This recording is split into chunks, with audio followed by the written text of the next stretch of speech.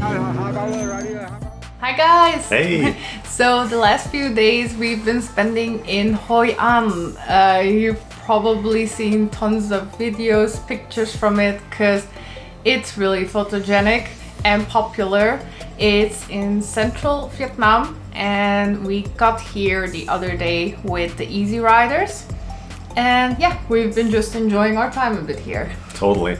And if you think of Vietnam, you're gonna have, I think, those three main places in mind. You're gonna think about Hanoi, you're gonna think about Ho Chi Minh City, Saigon, and of course Hoi An, because you see so much about this place online, about the lanterns, about the river alongside, the touristy old city that they have there, and all the amazing food and coffee places, of course. Oh my god, yes. We've been loving Vietnam in general for all the coffee and food, but here, oh, there's so many cute coffee places. We just don't know what to pick, so we've been high on coffee the whole time. And yeah, you have these little hidden alleys, nooks where you find the most adorable coffee places. So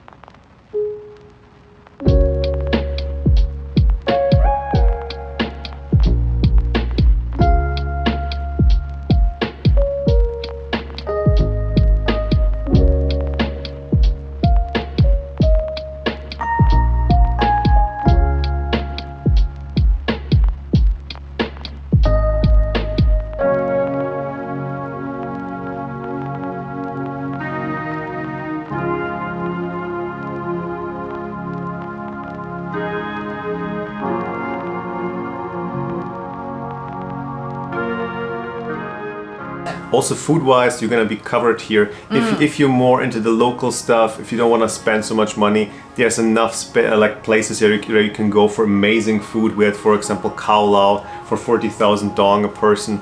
So you can definitely have that. On the other end, you have places with IPA beers, like burgers or Western food. If you like more, if you're craving that some more. So there's everything you can imagine here. The first evening when we arrived, we were craving Indian food. Yeah, there indeed. Multiple options for that. Yeah. And the local dishes, one you also have to try next to the Khao Lao, which we love, is also the White Lotus, which is like a dumpling kind filled with shrimp, which was also amazing. So yeah. We saw two nice places who offered that, right?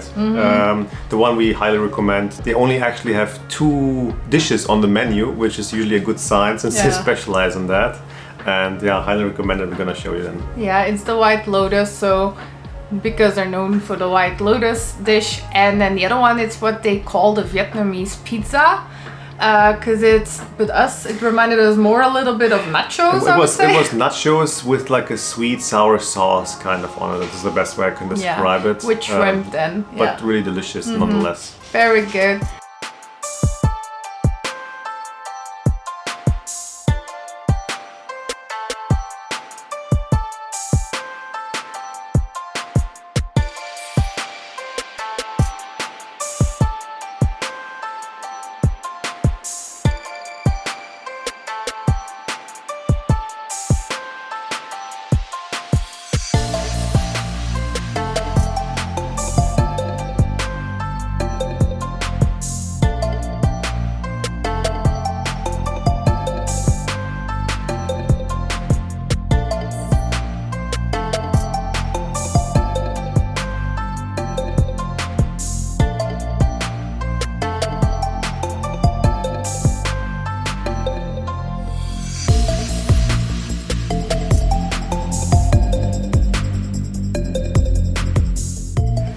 So our first Khao Lao, super nice.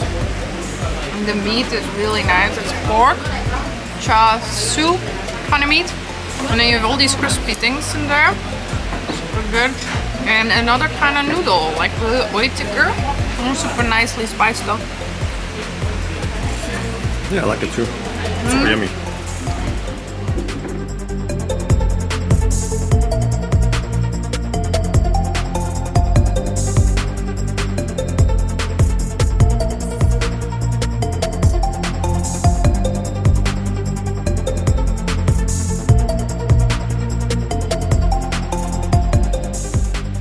7 bridges, Hoi An. This place looks amazing. Come on, it looks amazing.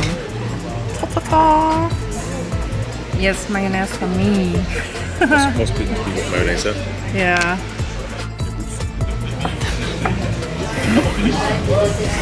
Cheers!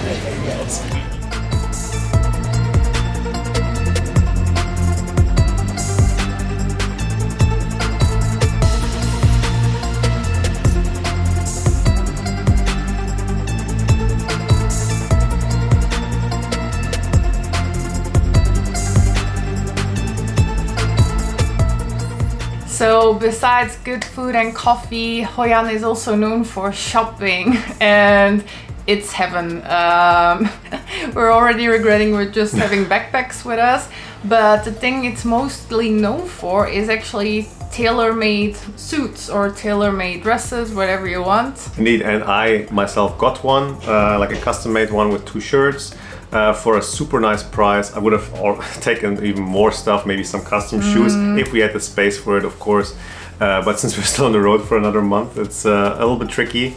They also sell a lot of leather goods and other kinds of silkwares and like robes or dresses as well. Indeed. But so it's one shop after another. So we'll below leave the address of the one we went, but you can look into it a bit, also depending on your budget. But there's so many options.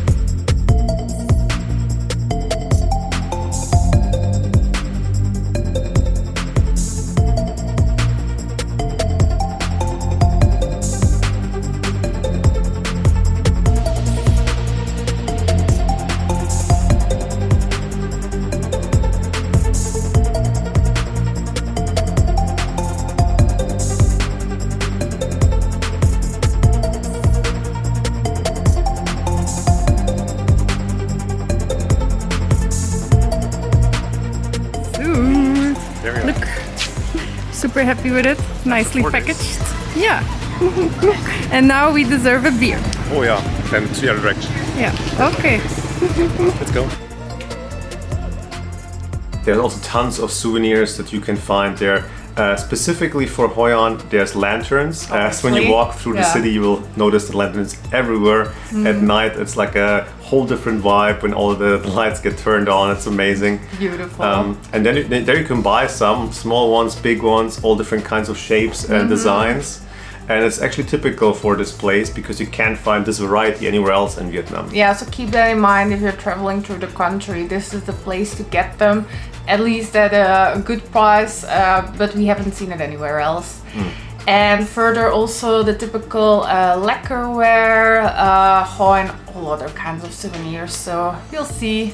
But so overall, the old town of Hoi An is just an attraction by itself. Beautiful, mostly mustard colored houses, and then like the lanterns. And it's right next to the water, so you have a lot of boats which are actually there standing right at the pier in the old city, and you can take a boat ride there if you wanna. For example, at night to release one of the lanterns, to be cruising among all those little lantern boats and release one yourself. But they also have boat rides towards other places, which we actually did in the end. True, yeah. So we, along the way of our travel, met like a British couple that we got along with really well. And they invited us to go on the famous bamboo basket boat tour. Right. Yeah, I just have to giggle thinking about it. That one was called Captain Onion Thigh, the one which we went with, and he's a super cool person, very, very authentic, a genuinely good guy, and it was a lot of fun because we were a little bit skeptical at first with all those tours, boat rides, but in the end we really enjoyed it.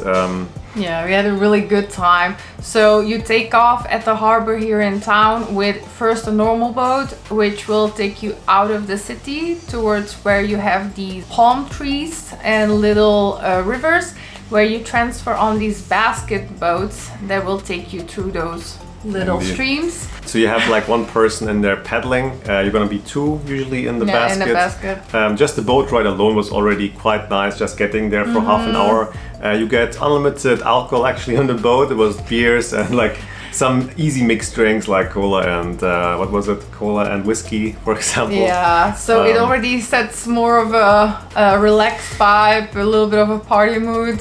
So it's less of a authentic nature experience, I would say. It's like a fun activity. Indeed. At the See end it of more the as day. something fun. You're not gonna have the typical Vietnamese or Chinese music in the background. More definitely partying not. music. Yeah, because our group was accompanied by a very outgoing fisherman that liked to put on party music and show his skills on the basket boat. In the end, our tour guide there actually also like was telling us a little bit about the history of that place, what the local people are usually doing there. They're fishing, for example, and how it usually looks like when it's like a little bit higher the water during rain season. So you get also some information about the place. It's a combination. Indeed. And it also always a bit depends on the group you're with. We had a really fun group on the boat, and it was just a fun time. We chose ours, it was at 4 p.m. in the afternoon. Sunset tour. We came back around 7, so it was like 2.5, 3 hours, and we then were like sailing into the harbor with everything lit. You saw the bridge was lit, a lantern, so it was a cool experience. And indeed, we ourselves, it was also included. We're able to release a lantern in the water. So all of that is around 300 to 350,000 dong, which translates to what? It 14 was euros? something like that, but it was a bargaining price because he was just starting out actually, I think a few weeks or months ago, so he's like looking for customers, and we saw online they go for about 20-25 if you book via Viator or something like that. So we can recommend this one, not only because it's a very sympathetic guy, the tour was perfect, and indeed the price was really nice.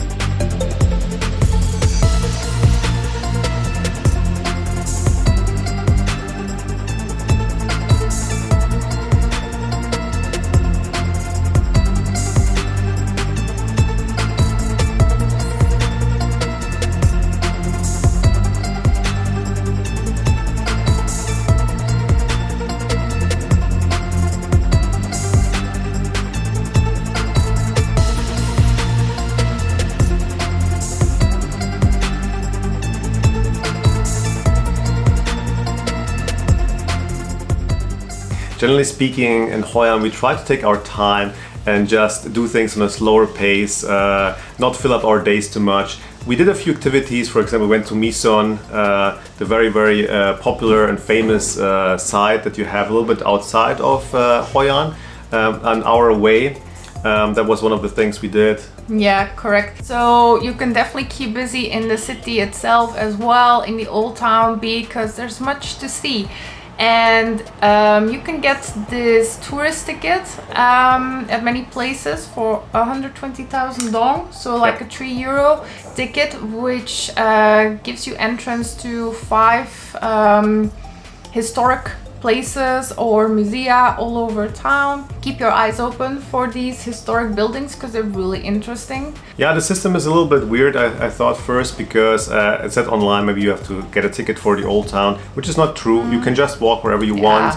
It's just these single buildings, temples, or for example a show they have as well, 2 times per day, which is running, and there you get like one of the little tickets that you have with you is being cut away, so you have like 5 entries for these things. We spent a few days exploring the charming streets of Hoi An's old town. Hoi An is full of ancient historic buildings. You can see the Japanese, Chinese and French influences throughout the streets, with traditional wooden houses next to yellow colonial buildings. The town is so picturesque with its yellow walls, cozy cafes and the river running through. Hoi An is beautiful both day and night. During the day there's a lot to explore, and at night the lanterns light up the streets, creating a magical atmosphere.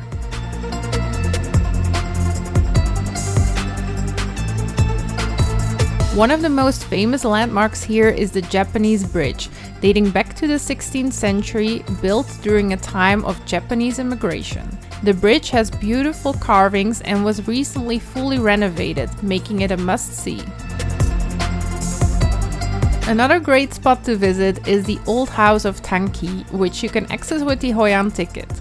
This 18th century merchant house is filled with antiques and has displays about how the rainy season impacts Hoi An each year. They even offer free guided tours. Not much further, you'll find the Museum of Folk Culture. It's set inside a 150-year-old Chinese trading house and shows the traditional Vietnamese ways of life.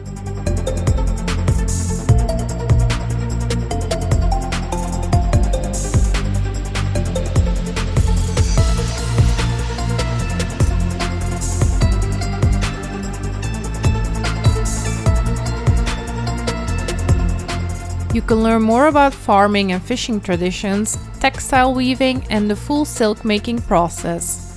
It was very fascinating to learn more about silk, also seeing the dried silkworm cocoons, which we had never seen before.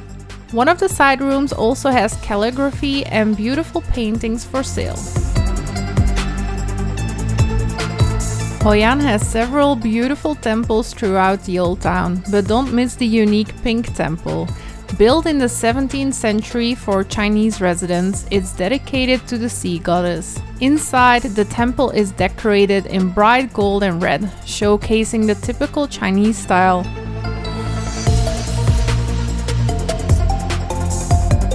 The courtyard is also lovely, filled with flowers and dragon statues.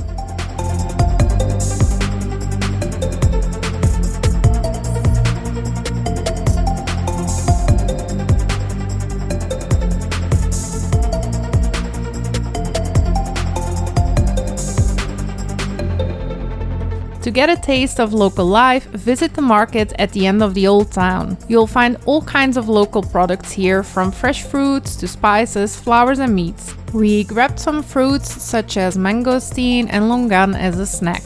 The market can get very crowded, with vendors shouting and motorbikes honking, making it a lively experience.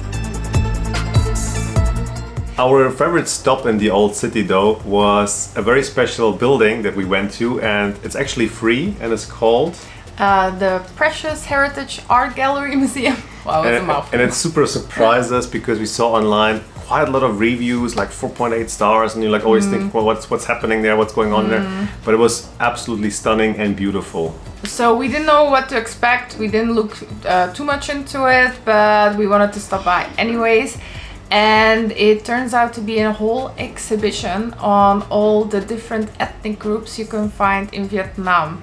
Now, these have been collected as a project by famous photographer Hoi An, if I say that correctly. Pretty sure you have seen pictures of him online. Yeah, I've seen them before, so I recognized a few.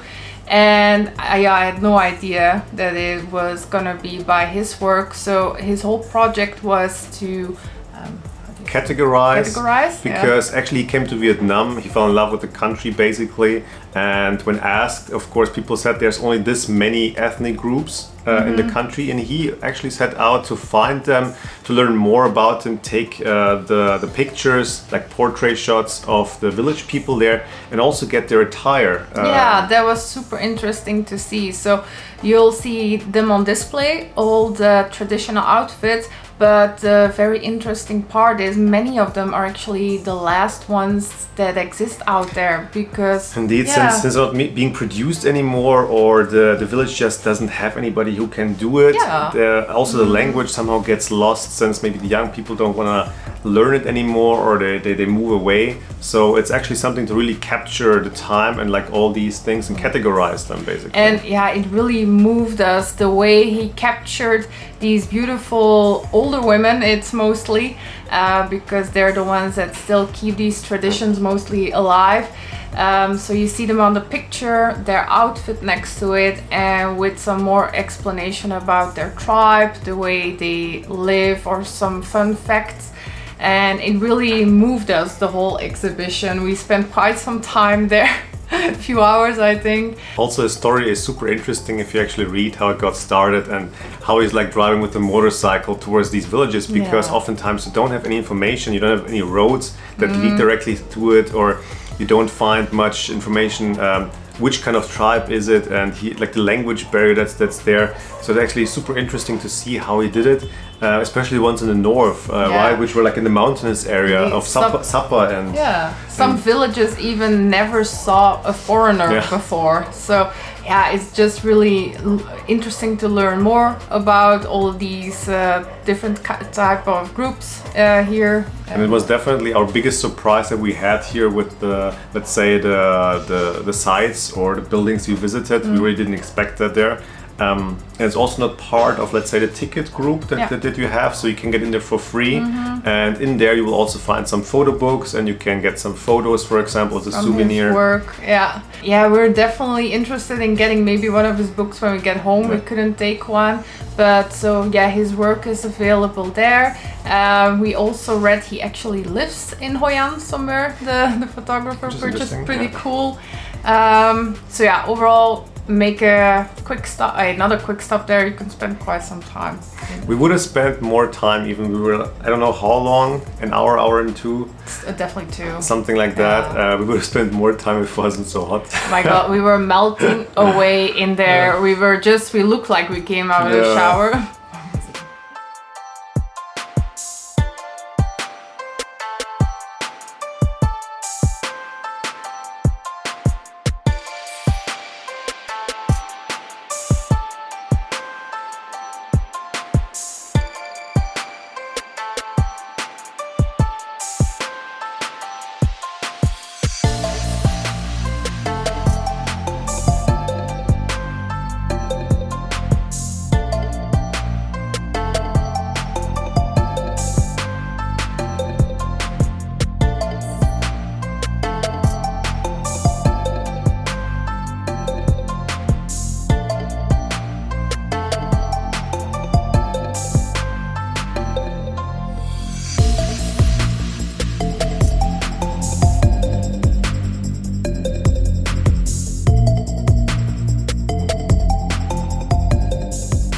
So this is our last day here in Hoi An, and we actually just roam a little bit around, checking out the old city, the old town in the morning. 9 o'clock it is right now, and it's such a different vibe, such a different mood, and it's super nice actually to drive around with a bike, since there's not a lot of people. You can see Federica, she's taking some pictures because there's no full-on sun and it's picturesque, I would say. Picturesque. It's super beautiful. That's just our luck. At the moment we leave, temperatures are getting more bearable. Also, that is not a mustache on her, that's like her sweat. Come on! I'm always sweating. Leave me the fuck alone. You heard it.